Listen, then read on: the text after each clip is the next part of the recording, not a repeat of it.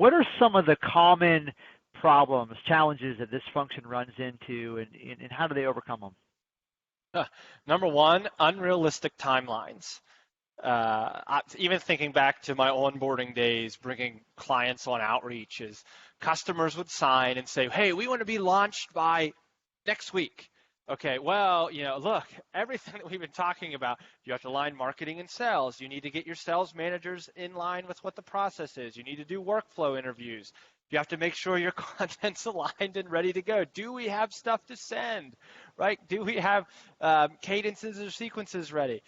And so oftentimes training is seen, well, it's not that big of a deal. Just tell people how to click this button over here and then have them run with it. Well, there's a lot of coordination up front to make sure we're actually training on the right things. These sales engagement platforms, when I first started, it was funny, I started at Outreach. We literally could put a couple emails together and hit send, and that's all the platform did. Today, there are these vast sort of programs where you can do the same thing 10 different ways. Depending on the workflow, there's an optimal way to do it. So I would say number one is just aligning the right timelines so training has the ability to be effective. All right, so from a standpoint of how to overcome unrealistic timelines, what would you suggest?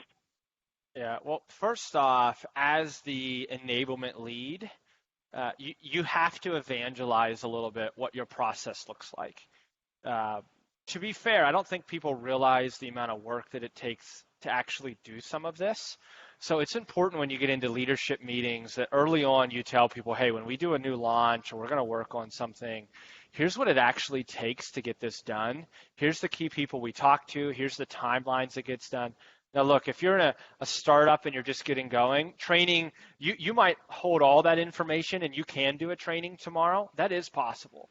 But as your organization matures, you just need to show, here's the pieces of the puzzle, and then here's the time that it takes to put something out there.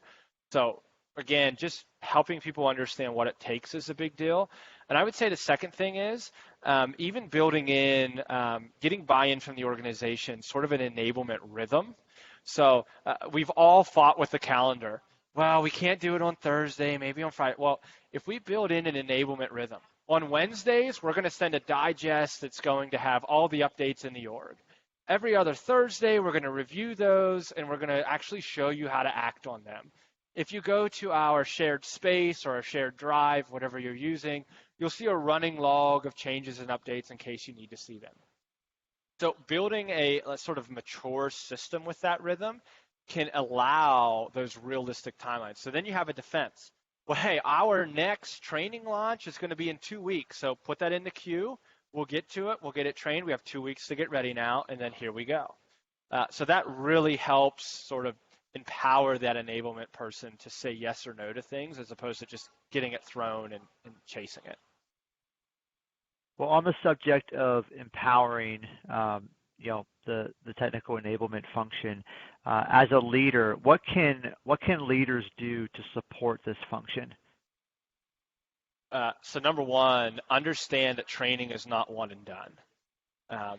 Nobody learns something one time and is really good at it the first time.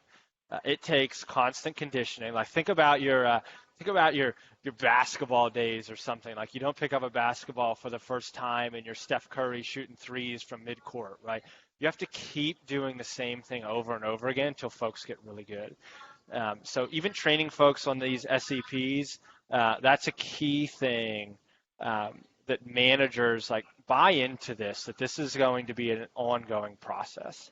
The second thing that we really need is we need that frontline manager support. Too often, purchasing decisions come from the top. It sort of skips the middle, and then there's just this idea that we'll just train the reps and it'll all work.